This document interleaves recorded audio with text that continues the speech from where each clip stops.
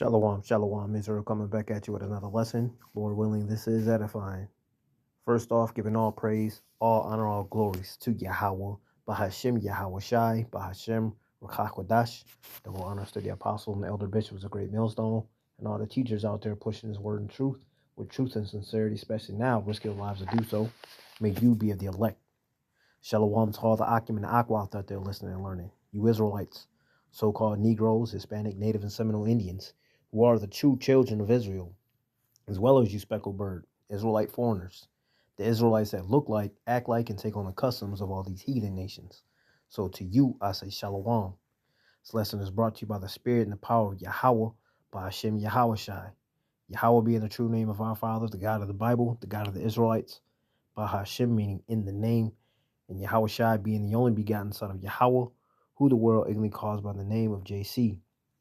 All right, this lesson is going to go into basically the start of so-called Thanksgiving, all right, and what it's supposed to represent versus what it truly is. These fucking devils, all right, and long story short, I was just going through wanting to see the origin of so-called Thanksgiving, since technically according to Esau's law, it's midnight, 42 minutes after midnight. It is now the next day, right? So on this day is Thanksgiving. And a lot of these motherfuckers are about to be out celebrating this day, right? And there's a lot of people that do have the understanding what this day really is, which is the Native American Holocaust, and how these devils celebrate over it. And then over time, a lot of our people celebrate, and they know the history of it, but they still gonna celebrate it anyway. These devils they gonna do it because that's who the fuck they are. All right. But all this is all basically the Holocaust of Gad, right? The tribe of Gad, which is of the northern kingdom of Israel, right? Before they started calling themselves other things and, different tribal names of so-called Native American tribes, right? But nonetheless, we're going to read a little bit of this, and then we're going to pull out the scriptures on this information. All right, so this image here, right? You got Gad mingling with these fucking Edomites. The fucking Snow White right here. Fucking look at this shit, man. Thinking this shit cool, right? Nonetheless, it says era of colonialism. Yep, they colonized them from 1492 to the 1900s. North America, United States of America. 11 fascinating facts from the first Thanksgiving in 1621. So you're looking at the 15th century. All right. 16, 17, 18, 19. So you got 500 years of these devils celebrating how they got over on Gad. Our people ain't learned shit, man. It says the first Thanksgiving in 1621 marks a pivotal moment in American history, embodying a blend of myth, legend, and historical fact that has intrigued and fascinated generations. This iconic event, often depicted in popular culture as a harmonious feast shared between the Pilgrims and the Wampanoag tribe, is shrouded in a much mystery. Is shrouded in as much mystery as it is in tradition. Delving beyond the familiar narrative of this historical feast reveals many fascinating details about the early settlers, their Native American allies, and the true nature of what transpired during those autumn days in Plymouth Colony. While the image of pilgrims and Native Americans gathered around a bountiful spread and is ingrained in the collective consciousness, the reality of the 1621 Thanksgiving was quite different and far more complex. What ensued was a unique 3-day event that showcased the resilience and resourcefulness of the early settlers and highlighted the Wampanoag people's crucial role in helping the newcomers survive in an unfamiliar land. The length and timing of the first Thanksgiving. Contrary to the popular notion of the first Thanksgiving as a single day event, historical records suggest that the celebration in 1621 spanned over 3 days. This extended period of festivity was more akin to a harvest festival, a common tradition in Native American and European cultures. The Pilgrims, having endured the hardships of their first year in the New World and having reaped a successful harvest, had ample reason to celebrate. The presence of the Wampanoag tribe, led by Chief Massasoit, not only added to the numbers, but also the significance of the gathering. Because in order to be able to take over people, it's better that basically befriend their king, right, or their tribal leader, and that way is if he's at the enemy side, now his people, the tribes or whoever, right, whatever peoples see that their leader is side by side and smiling and you know shaking hands with somebody, then okay, I guess we can drop our guard. If our king cool with him, then I guess we are too. You see, and this is how these fucking devils work, man. It says not only added to the numbers, but also the significance of the gathering. The exact dates of the celebratory feast have yet to be definitively known. Still, it is believed to have occurred in late September or early October, aligning more closely with the typical harvest time in the region.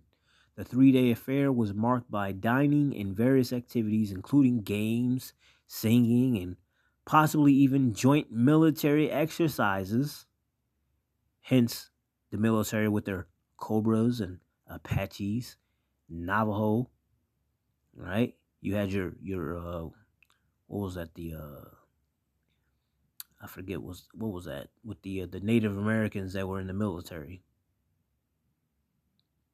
the code talkers or something like that. Anyway, you see where all this is going, right? It says the 3 day affair was marked by dining and various activities, including games, singing, and possibly even joint military exercises. This extended celebration was a rare moment of unity and cooperation between the Pilgrims and the Native Americans, a time of shared joy and gratitude for the bounties of the harvest. All right. Crucial bond. Pilgrims and the Wampanoag before 1621. Before the iconic first Thanksgiving celebration in 1621, the relationship between the Pilgrims and the Wampanoag tribe was foundational to the survival and establishment of the Plymouth colony. When the Pilgrims arrived in 1620, they needed to prepare for the challenges of the New World, including harsh weather conditions and the complexities of cultivating the land. The Wampanoag people, led by Chief Massasoit, assisted these early settlers. They taught the Pilgrims essential survival skills, such as how to grow corn, beans, and squash, and how to fish and hunt local wildlife. This support was a gesture of goodwill and part of a strategic alliance. Right? The Wampanoag, having faced their challenges due to disease and conflict with rival tribes, saw an opportunity to forge a mutual assistance pact with the Pilgrims. This alliance was solidified in March 1621 with a formal treaty pledging mutual protection against other tribes and settling the groundwork for trade and cooperation. The shared Thanksgiving feast in November 1621 was, in many ways, a culmination of the burgeoning relationship, a celebration of successful harvest season, and a testament to the benefits of this cross-cultural alliance. Now, let's go back to this real quick. This support was a gesture of goodwill and part of a strategic alliance, right? The Wampanoag, having faced their challenges due to disease and conflict with rival tribes, saw an opportunity to forge a mutual assistance pact with the Pilgrims. This alliance was solidified in March 1621 with a formal treaty pledging mutual protection against other tribes and settling the groundwork for trade and cooperation. Doesn't this sound a lot like something America does? This country needs democracy. I'll kill your enemies, and when we do that, yeah, but hold on, we didn't ask for your help, America. Yeah, well, I see that you need help and you need this democracy, so we're gonna kill your enemies. Meantime, after we're done killing them, we want your resources. Let's shake hands. It's a deal, right? Ain't that the American way? I had enough of this reading. Let's get to this lesson.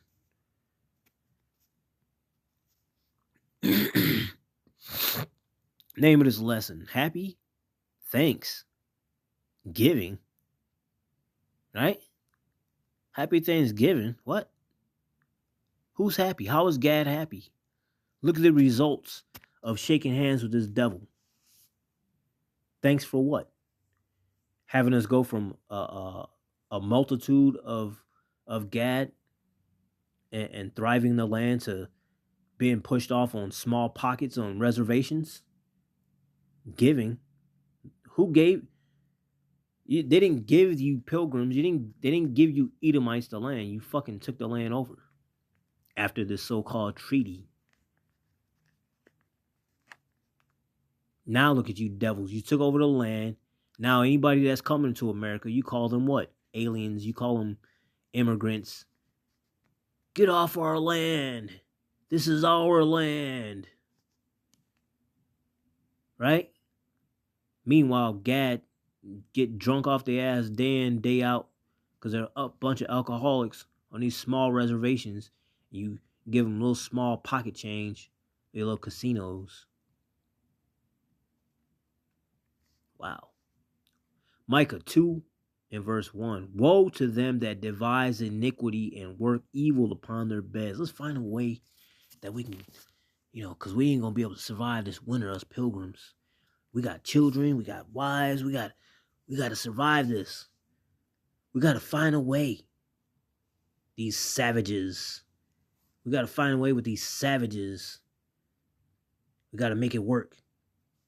Woe to them that devise iniquity and work evil upon their beds. When the morning is light, they practice it. Aha! I got an idea. All right, now I can go to sleep. I can't wait to fucking put these motherfucking savages in our snares and traps. But first, we got to put on a smile and look like we're friends. See? Same thing they do today. That's where you get your Joel Osteens. That's where you get your Donald Trumps, your Bidens, your damn Kmart Harrises. With that bullshit. Woe to them that devise iniquity and work evil upon their beds. When the morning is light, they practice it because it is in the power of their hand. And they covet fields and take them by violence, and houses and take them away. So they oppress a man in his house, even a man and his heritage. They taught the pilgrims essential survival skills, such as how to grow corn, beans, and squash, and how to fish and hunt local wildlife. That was a bad idea. Once you taught them how to do that, then they hunted you, killed off the land, took it over. Especially because you taught them how to fight you with the skills that you already had. Gad could have fucking smashed them. But here you are holding hands with him and teaching them your combat skills. And they use it against you. And they use it today still. How to hunt, how to track. See? The support was a gesture of goodwill and part of a strategic alliance. Just like the Edomites had a strategic alliance. The Spaniards had a strategic alliance. The Wampanoag having faced their challenges due to disease and conflict with rival tribes, saw an opportunity to forge a mutual assistance pact with the Pilgrims. This alliance was solidified in March 1621 with a formal treaty Slovakia, pledging mutual protection against other tribes and setting the groundwork for trade and cooperation. And is not America not known as that merchant city full of trade, right? Cooperation. Don't you got all these other nations across the globe cooperating, following after the ways of Esau, following after the ways of Babylon? Did not all these nations drink, right, of her fornication? Did they not drink the wine of her philosophies? Right? Let's get back to it.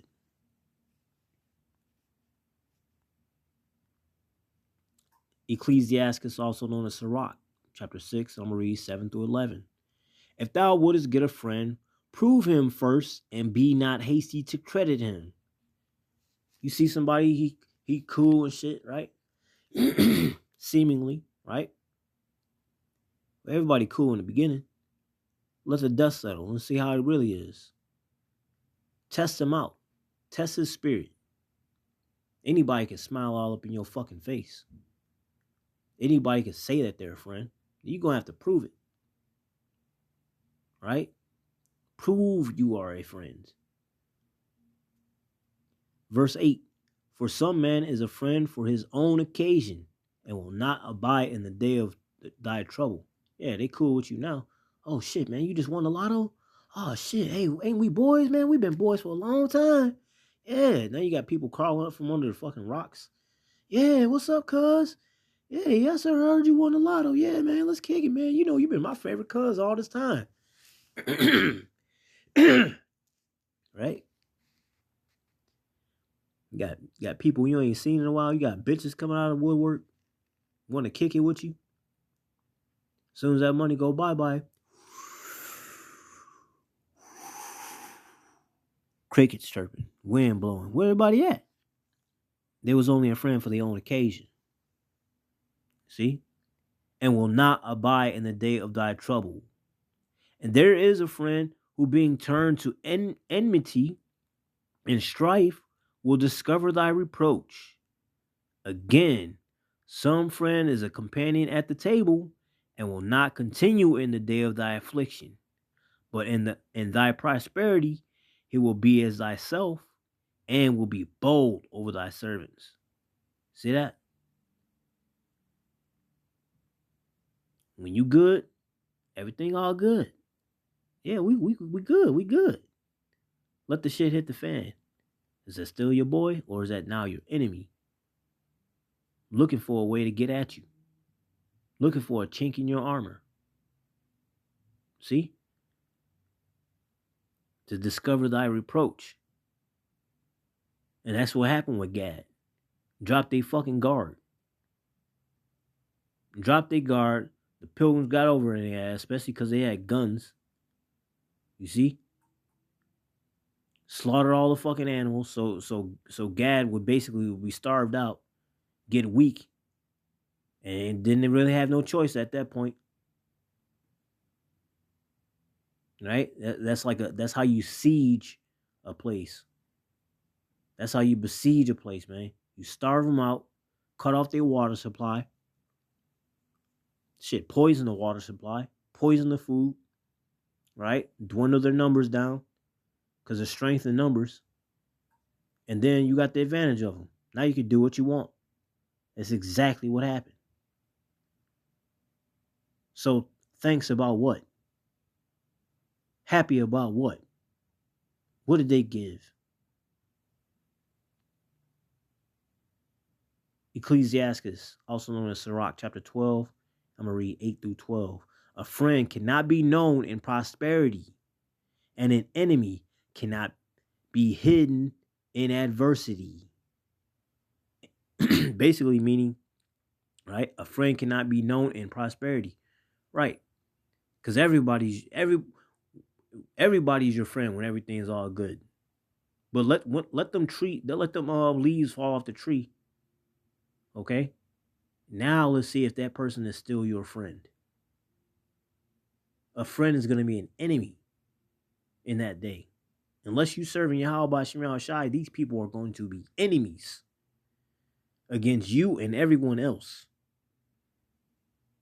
Right? And it says, and an enemy cannot be hidden in adversity. Why? Because that's his MO.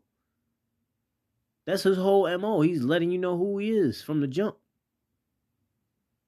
Verse 9, in the prosperity of a man, enemies will be grieved. See that? Envious, jealous. Right? I want what he got. This motherfucker, he got everything. I ain't got shit. I'm gonna wait to get a chance to take that shit. Right? But in his adversity, even a friend will depart. Yeah, you had it all, now you lost it all, including everyone. That's how you'll always know who's true. Right? Or getting a business started. Who's there to help you? Nobody. But as soon as your business is all said and done and you got business flowing in, now they want to come help. Fuck that. You should have been there when shit was down. When I needed the help. You see? Number 10. This is the point. Never trust thine enemy. For like as iron rusteth, so is his wickedness. Though he humble himself, yeah, let's smile. Yeah. Hey, Chief Wampanoag, Chief of the Wampanoag Indians. Hey, yeah, we're buddies. We're the Pilgrims, but we're all alike. That King Antiochus spirit, right? Though he humble himself and go crouching, yet take good heed and beware of him, and thou shalt be unto him as if thou hadst wiped a looking glass, and thou shalt know that his wrath has not been altogether wiped away. Set him not by thee, lest, when he hath overthrown thee, he stand up in thy place. Neither let him sit at thy right hand, lest he seek to take thy seat, and thou at the last remember my words and be pricked therewith. See? And that's exactly what happened. Happy Thanksgiving. Right? Yeah, enjoy your fucking feast for those that celebrate this bullshit. The slaughtering of the nation of Israel, the tribe of Gad. But you call it Happy Thanksgiving. Not even knowing the fucking history. Just gave you a little bit of something of the origin of it. But you still gonna go out and celebrate. Celebrate. Look at the word celebrate. What is there to celebrate on Happy Thanksgiving Day? Lord willing, this was edifying, giving all praise, all honor, all glories to Yahweh, Bahashim Yahweh Shai, Bahashim Rakakwadash. Double honors to the apostles and the elder bishops of Great Millstone, and all the teachers out there pushing this word in truth with truth and sincerity, especially now we're your lives to do so. May you be of the elect. Y'all better wake the fuck up, man. Ain't much time left until Yahweh Shai Shai set this bitch off. Keep holding hands with your enemy. Stay prayed up, repent, and above all. Kwam Yasharallah. Shalom.